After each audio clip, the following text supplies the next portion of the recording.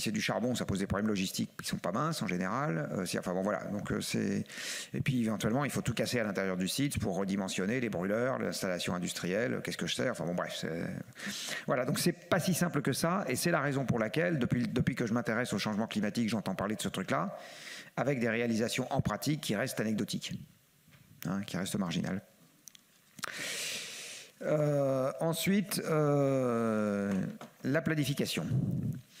Alors la planification est quelque chose qui a toujours eu lieu dans notre pays à des degrés variables.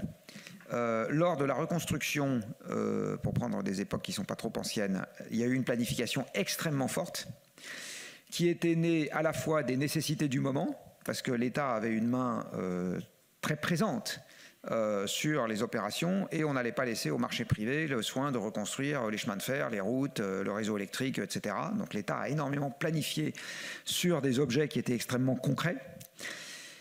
Par ailleurs, on était quand même en cogestion avec les communistes, fruit de la résistance, donc il y avait aussi cette filiation-là de la planification qui était très importante, et qui a été par la force des choses moins importante dans d'autres pays européens qui n'ont pas connu le même destin juste après-guerre, et en tout cas qui n'ont pas été libérés par la même coalition. Et enfin, on a une tradition jacobine centralisatrice dans notre pays qui s'accommode très bien aussi du fait qu'il y ait un État qui décide de beaucoup de choses, et donc en particulier d'un horizon long terme, et d'une planification long terme. Et on a toujours eu de la planification. Tous les documents d'urbanisme, par exemple, sont des documents de planification. Les documents il y a toujours eu une planification sur les transports, par exemple, etc.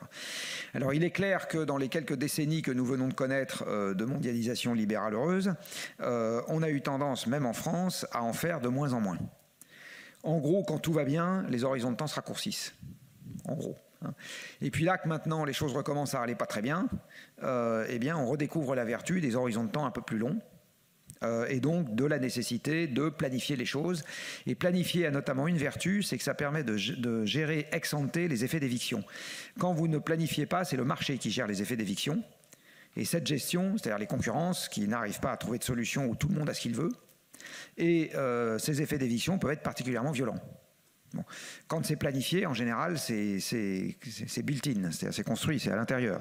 Le raisonnement même intègre ces effets d'éviction et permet normalement que les choses se passent mieux. Alors comme c'est un processus qu'on redécouvre dans notre pays, parce que les heures glorieuses du commissariat au plan et de la DATAR sont loin, eh bien, ça ne va pas sans un certain nombre de ce que vous appelez des complexités et de ce que moi j'appelle des frictions ou de l'apprentissage, c'est-à-dire le fait qu'il faut se remettre à un truc qu'on avait oublié, et ça nous enquiquine, parce que tous autant qu'on est, quand on se rajoute un élément nouveau dans la corbeille, ça nous enquiquine.